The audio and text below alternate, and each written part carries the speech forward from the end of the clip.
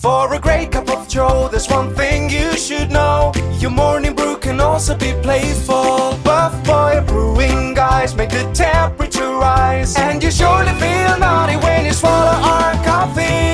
If you want some real heat, give your mouth a fine treat. You will want some more, rest assured. Buff Boy Brewing, you can't get enough of.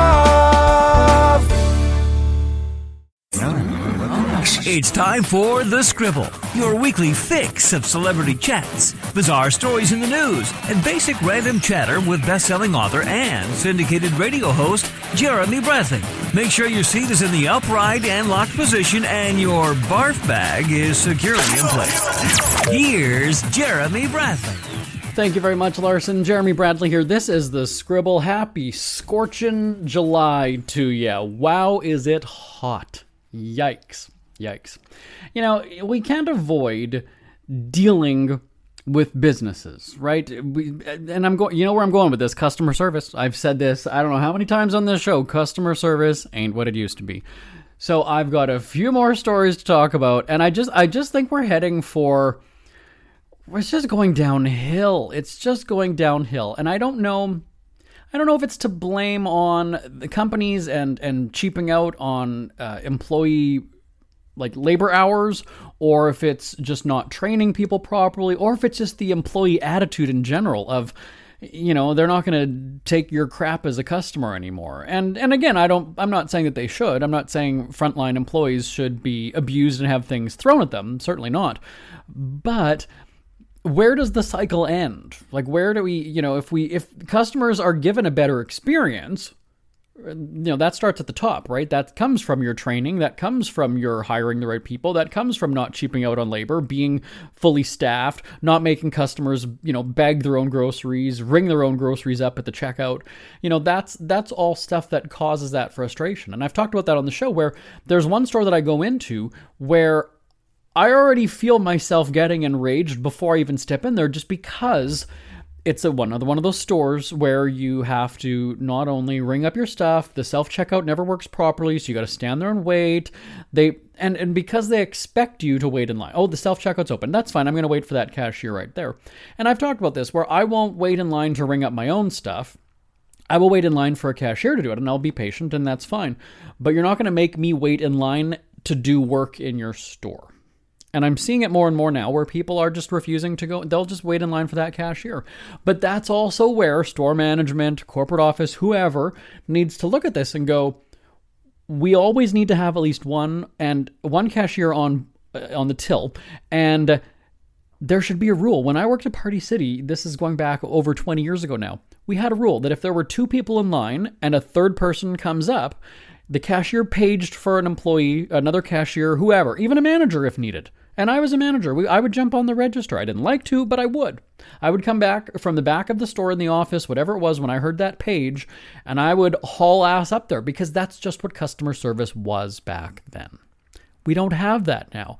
And I think that, you know, I'm starting to see that with people in my generation, where I'm not used to it being like that, because when I worked in customer service, I had better training, right? I treated customers better than customers are being treated now. So for me, I don't accept it. I don't accept anything less than the way I was trained to work customer service. Do you see where I'm going with this? So it's different for these young whippersnappers, or Karen as you might call them, to come in with this sense of entitlement, and you made my burrito wrong and I'm going to throw it at you, whatever. I don't understand where that comes from. But I also think that employees aren't maybe necessarily trained as well to, what's the word? To tamp down, like to bring down that, you know, hostility, that awkward, that negative energy, right? They're not crisis managers. But you certainly, like, I remember being trained in customer service. You never said no. That was not an answer that you would say to a customer. I'm not sure, let me check on that for you. Or if they ask you a yes or no question, at this time, it's not something that's offered. You don't go and say no, because again, even just hearing that is negative. You know what? That's something that we're looking into doing. You kind of, you know, you have to be creative in your wording. rather than just no, no, no. And then again, something that I've talked about is I don't know how many times I'm told no, and the person doesn't even look into it for me. Hey, is this possible? Whatever. No, but can you ask somebody though? Because I'm not sure that you actually feel very confident in that answer. Or you guys have done it before. I'm not sure why why you're not doing it now. So, with all that set up, I've got some very specific customer service stories that maybe people can learn from. If you're in the service industry, listen up and play this for your manager after. I'll get into it on the Scribble right after this. Isn't it crazy that you wait for payday, but before you know it, you're strapped for cash again? It's time to stop blowing your money and become a smart spender with the book, The Official Guide to Being an American Cheapskate at cheapskatebook.com. Learn simple ways to cut costs at home every day and during special times of the year. Don't go broke at Christmas. Don't remortgage the house for a fancy vacation. The book is filled with tips to save you money throughout the year. Check out the best-selling book, The Official Guide to Being an American Cheapskate at cheapskatebook.com or on Amazon and iTunes. JB here on the Scribble, talking about customer service nightmares. I'm going to give you the email address right off the top because maybe you'll have, this will jog your memory or it's going to get you fired up to remember an experience that you had. Email live@jbonair.com, live at jbonair.com. Tell me your customer service story nightmare, because I actually find that I bond now quite well with people over these kinds of things, and I do it in a store now too. I don't cause a scene, right? I'm not one of those people who's going to be like screaming and everybody's going to be noticing what's happening, but I will definitely, if I'm in line, I was talking about self-checkout, if I'm in line and there's somebody behind me or in front of me or whatever, and we'll bitch, and we have this like sort of bonding experience. It's kind of funny to do that. But there's a restaurant that I go to in my hometown, and I would go there probably about once a week. My husband has a gym in our house, but there are times where he will. He's a bodybuilder and a fitness model, and sometimes somebody will ask him to help train them in the gym, and he's very particular about his gym. And we're not talking like, oh, there's just a weight bench and then a couple of weights. Like it's a full on, like, if I guess I could. We don't post pictures of our house though, so but it's also his business too, right? His body is his business, so he's got an actual gym, and he doesn't want people using his stuff, so he will train somebody in the actual gym, like a workout gym, a commercial gym, let's say. And so there's a restaurant right kind of by there, and we'll end up meeting up, whenever he's done, and I would go there once a week. The staff would even already know what I was going to have. It was great. But do you have this where all of a sudden, and it's not that they've got to run it by you and say, oh, hey, by the way, I'm leaving, I'm taking another job. You almost kind of want there to be that courtesy. But then you come in, I hadn't gone there because, again, we spend a lot of our time split between Winnipeg and West Hollywood. So we weren't in Canada for a while. And all of a sudden I come back, I'm like, oh, I haven't gone to that restaurant in so long. So I go to it, almost entirely new staff. And there's, like many restaurants, this place has an app, and if you're a loyal customer and you go there however many times or you spend however much, there's those rewards and like the perks that you can get, right? And so one of them is, and I'm not going to talk specifically about what it is because you'll be able to figure it out, and now here I am, trashing the restaurant, and I just don't want to do that. I don't want to promote them for free, first of all. But they have an offer that you get an item, or you can add a combo or something for $3, where it was normally $7. You get it for $3 if you visit a amount of time. And so first of all, I go there, and there's the manager who's got his perfectly coiffed hair. Like, we're talking, it's gelled back and slicked back, and he's touching his hair, and he's at the register. And I noticed him there. He's not the one actually making my food. I'm going down the line, I'm telling him what I want in it and whatever, and then they package it up and they hand it to him. And he rings it through, and I said, just nicely, oh, you need to be wearing a hair covering, because that's just, you need to be wearing a hair covering. And he said, no, I'm not on the line, which is what he's literally standing beside. He's not even a foot away from it. And I said, well, you are on the line, but in this city where we are, you're dispensing food, meaning you're touching it and you're handing it to me. So because it is underneath your head, yes, it might be wrapped in tinfoil or whatever it is, you are still handling food. You are still technically dispensing, and in the local law, in the health code and everything like that, you need to be wearing a hair covering. And he's one of those people where it's like, my hair is perfect. I'm not going to cover it up. I'm not going to put a hairnet. I'm going to put. And so he argued with me, and I wasn't a Karen. I wasn't getting loud. I wasn't getting, nobody knew that even I was saying this to him. I went back to my table, and he could tell that something was up because I wasn't even touching my food. I was hammering away on my phone. And so I brought up like the health code. I just wanted to make sure that I wasn't incorrect because again, I was 17 when I worked at Red Lobster. I remember the whole thing about hair and whatever. And it just also makes sense too, right? I mean, come on. And so I found the health code. I was like, okay, fine. So I went and looked up the email address and the phone number for the district manager, and I never heard back. I sent 4 emails to the district manager, never heard back. So then I go to the corporate office and I, just go and say like, look at this is not me just being pissed off because I had a bad meal. It's illegal and it's gross and it's health stuff. Like it's not just, your tables are wobbly, you assholes. Fuck you with your wobbly table. No. This is like, how much food is he handling in a day? And it's just not right. It's not right. Your perfect hair does not come before the health code. It doesn't. And so now I find that when I'm in Winnipeg and I don't go to that restaurant as much anymore just because of that one experience. You're arguing with me about, like I said, their app has this $3 offer.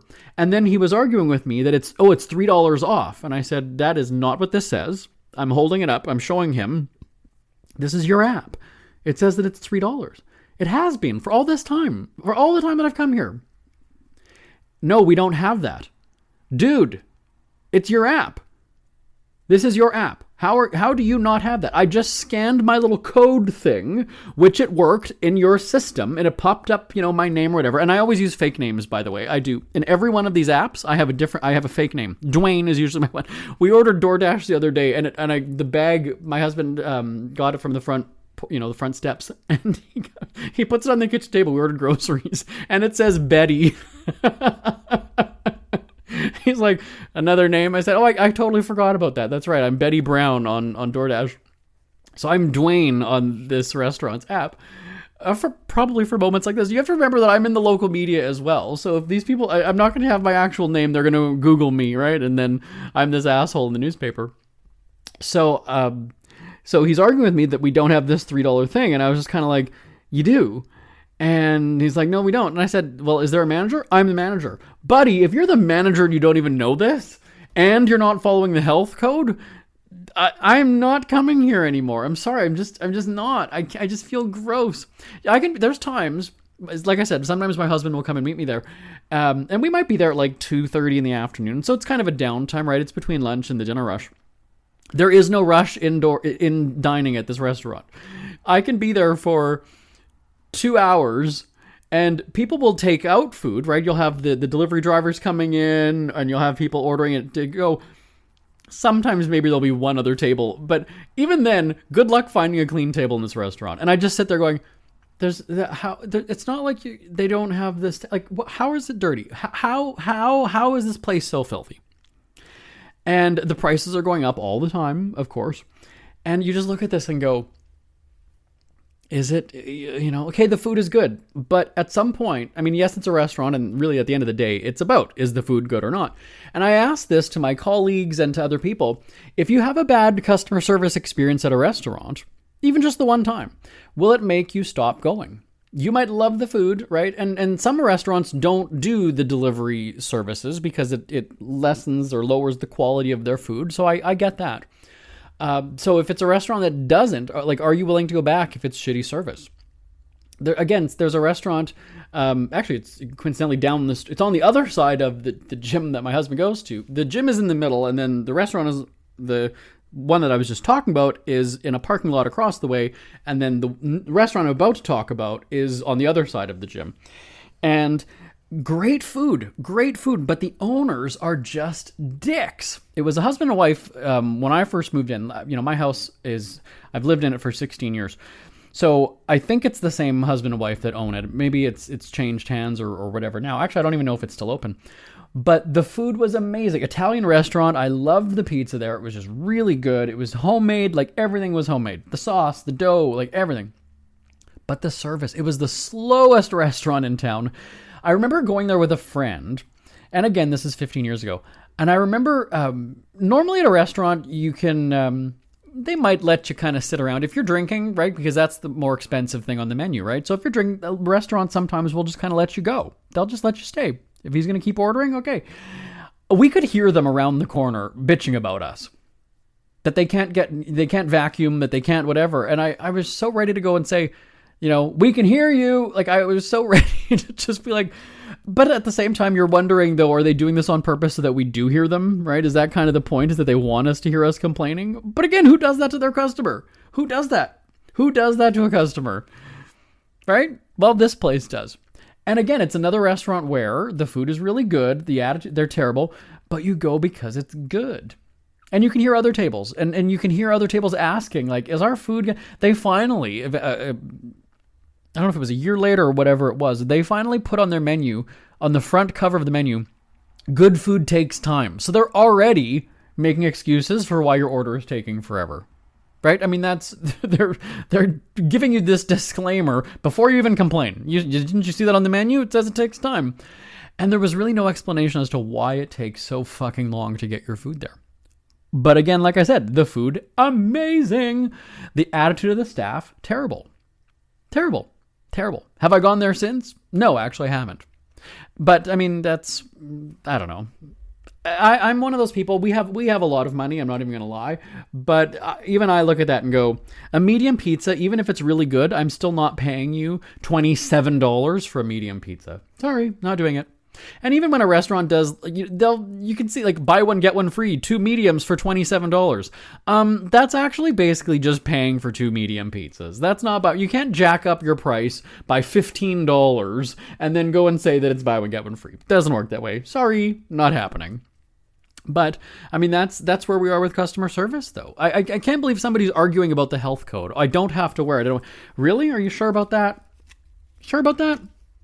Okay. Because that's a very specific allegation that I'm making against somebody, right? It's the health code that you need to be wearing something on your head.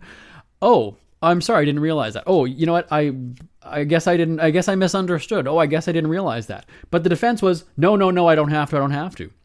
And I did go later, weeks or whatever later, and he was wearing a hairnet and a hat. So, hey, and why not? You know what? It saves you on hair product. You don't have to worry about doing your fucking hair for 45 minutes before you go into work. I would love that. Just have a job where I can wear a hat all day? Come on. Really. Unless you're there to be meeting people and getting dates and shit like that, who cares? Wear a hat, whatever. You're not above working at this restaurant, so you've already agreed to wear the uniform. So why not, right? There you go. So that's my restaurant story. Now let me talk. We're going to take a break. I'm going to talk about people that I had in my home. It's a little bit different. Customer service, I think, is a little bit different when you're inviting people into your house. Don't you think? I'll tell you why coming up right after this. Ever had something to get off your chest but never had the balls to say it? That's a load of crap. Speak Free with JB.com is exactly what you've been waiting for. Your chance to tell it like it is and not care what anybody else thinks. Have your say on issues of the day. Join newspaper and radio columnist Jeremy Bradley as he tells it like it is. Hundreds of thousands of people have stopped by, including some well-known celebrities who have had a chat with JB and speak candidly about what's really going on in the world. You can join them too. Have a rant or a rave. Be brave and head on over to www.speakfreewithjb.com now. It's never too early to start thinking about your next holiday. Have you checked out Mexico recently? From tequila tasting, swimming with horses, to ziplining through the jungle and watching whales and dolphins in their natural habitat, Puerto Vallarta has it all. Visit mexico.jbonair.com to see all the fun PV has to offer. That's at mexico.jbonair.com for hundreds of photos, interviews, and videos from around the tourist hotspot. Check out mexico.jbonair.com for all the fun. That's mexico.jbonair.com. Who are the Kardashians feuding with now? What did that little thug Justin Bieber do this time? Who's getting hitched? And who's headed for Splitsville? Hear the latest celebrity news and gossip every day on Entertainment Wrap-Up. The good, the bad, the ugly, but mostly the ridiculously hilarious. It's all recapped in this daily segment at entertainmentwrapup.com. Have a laugh at the expense of the rich and famous when they take themselves way too seriously. It's 3 minutes of time-wasting fun at entertainmentwrapup.com. Check out Entertainment Wrap Up at entertainmentwrapup.com. Brought to you by Speak Free Books. JB here, back on the Scribble. All right, talking customer service nightmares. Now, it's one thing to be out in another place. So if I'm in your restaurant, I'm in a mall, I'm on your turf, different.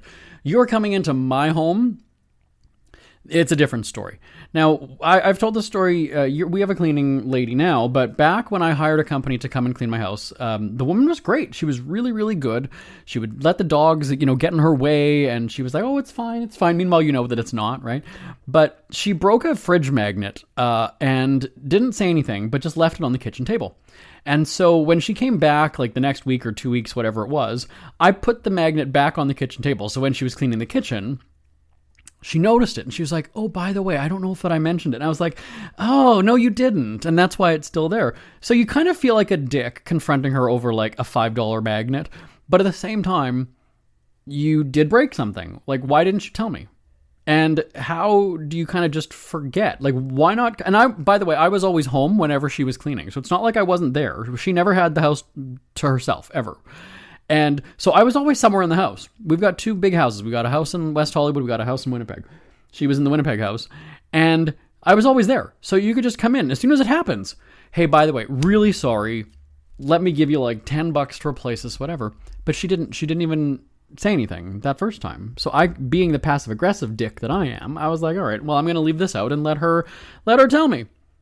Because, she's probably thinking, why is this still on the table 2 weeks later? And that was when she came over, then she said, I don't know if I mentioned it. And I said, that's fine. Let's just deduct it then from what I'm paying this week.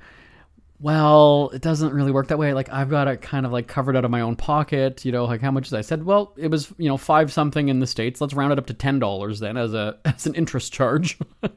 And so I said, well, I'm going to have to tell your boss about this because it's just, it's just not good that you broke something of mine. And now I'm going to have to go through my entire house, right? And not trust that you didn't do something else to my property.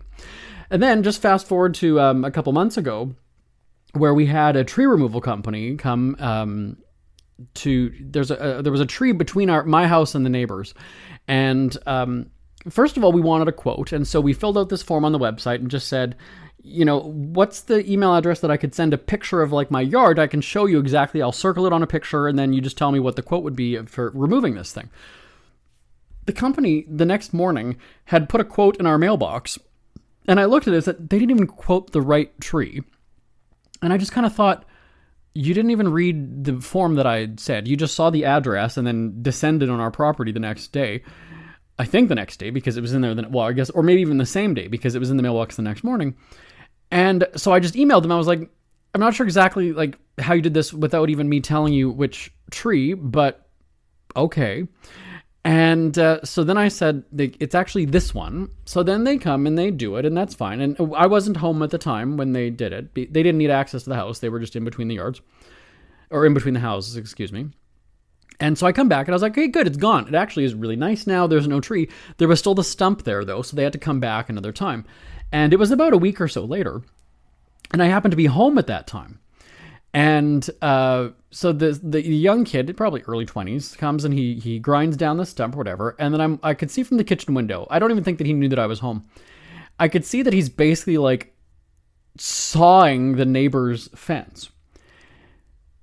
And I was just like, oh my God, like I'm watching him cutting. And so then I grabbed my phone and I started videotaping, recording from the kitchen window, just showing like this fence, this wooden fence is being like hacked to death by this kid. And so he was, after he had taken the stump out, he had taken he left some of the equipment in the yard. So he was going to be coming back. He went to his like truck or whatever he had. And then he came back and I was standing outside there and I'm holding my phone and I'm recording. I don't know that he knew that I was recording because I just was holding my phone, my arms folded and I was holding my phone. And I was recording video and I just said, so who pays to replace the neighbor's fence then? Oh, That's the neighbors. I thought that we were I thought that he said we as in like me and the neighbor.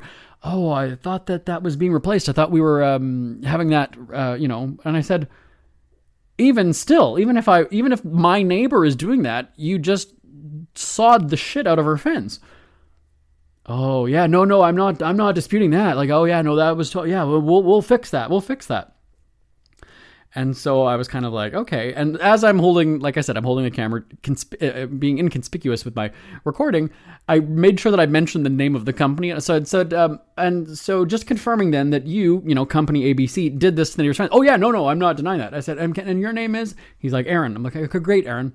So then I go and I send the video to the owner of the company. And I said, by the way, just this entire experience of you giving the wrong quote. Oh, and then they knocked down some of the Christmas lights on the front of our house too, the day that they were moving the tree out. And we also heard that they were swearing quite a bit, and our neighbor has a young child. So I didn't say anything at that time, but I was kind of like, okay, here's the deal.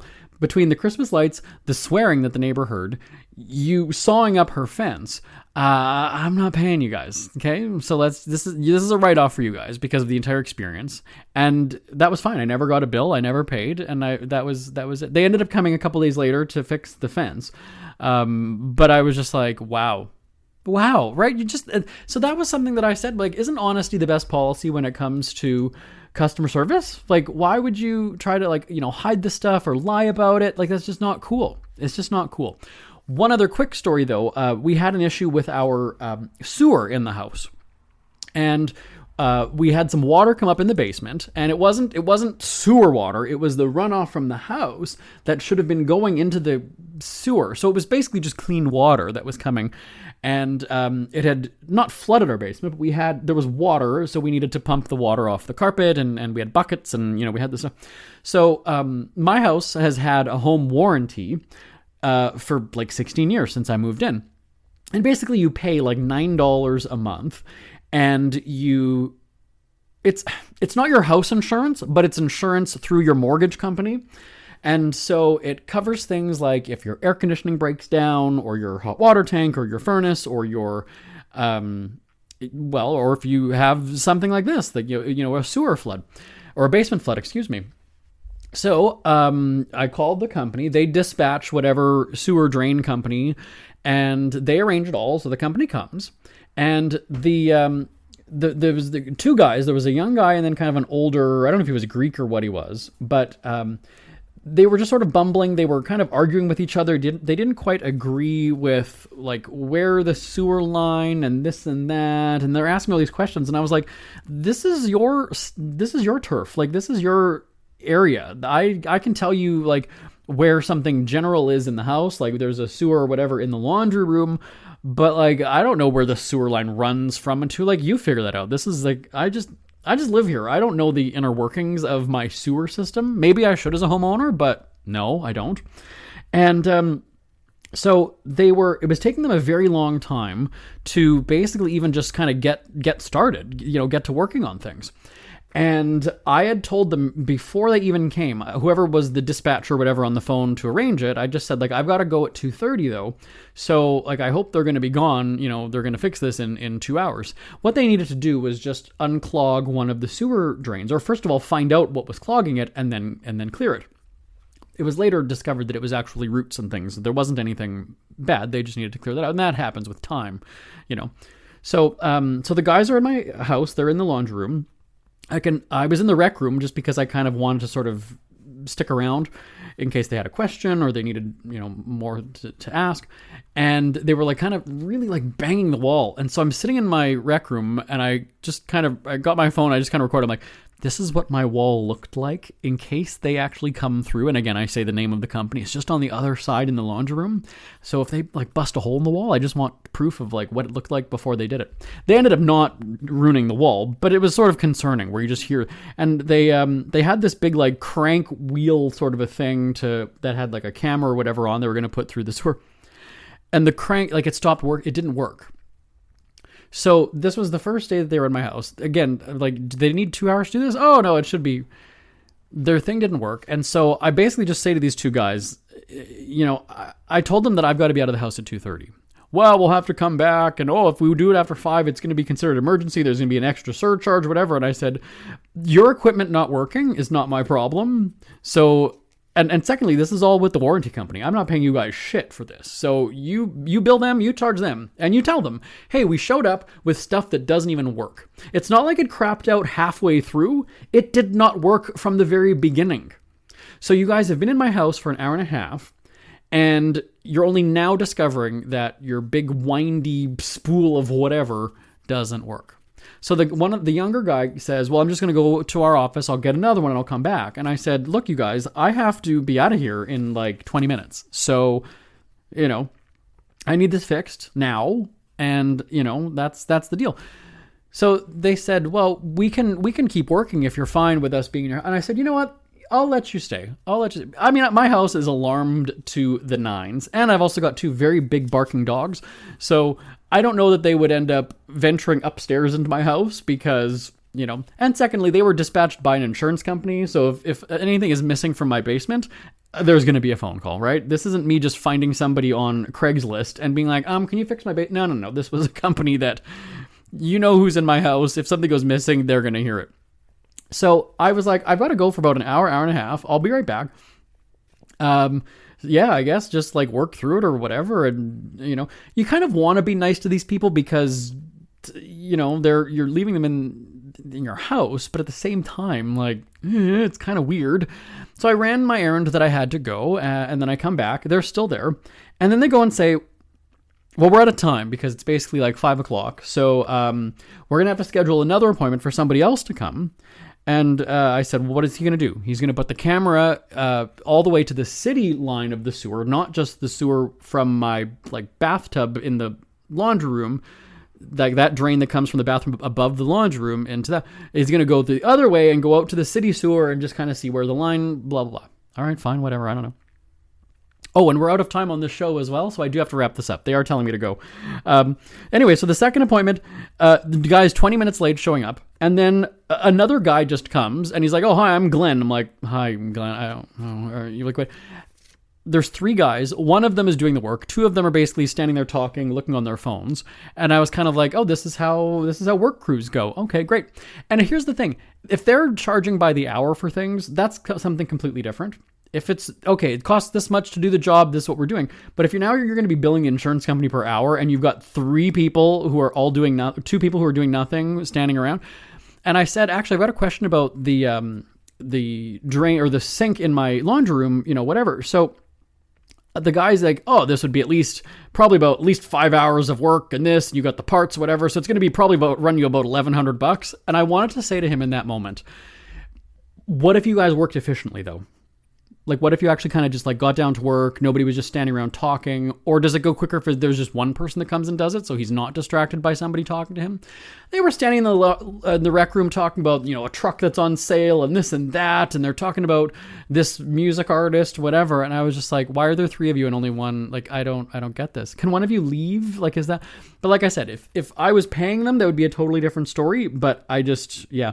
And then they go and tell me that they lost one of their blades down my sewer, and that also took them a long time to try and clear out. And I was like, really, you guys? Really? Like, this is... So would I recommend them if somebody else is paying? Yes. Would I pay them? No. That's the end of that story. We're out of time on the Scribble. I will talk to you same time, same place next week. Bye-bye, everybody. We hear you chirping. Get scribbling. Tweet up the Scribble at The Scribble Show. Join the discussion with Jeremy Bradley. It's all going down right now on Twitter at The Scribble Show and at thescribbleshow.com. Want more Scribble? Check out thescribbleshow.com for past shows, celebrity interviews, cheapskate tips, and more. That's at thescribbleshow.com and on Twitter at The Scribble Show. The Scribble is a speak-free media presentation. If you want some real heat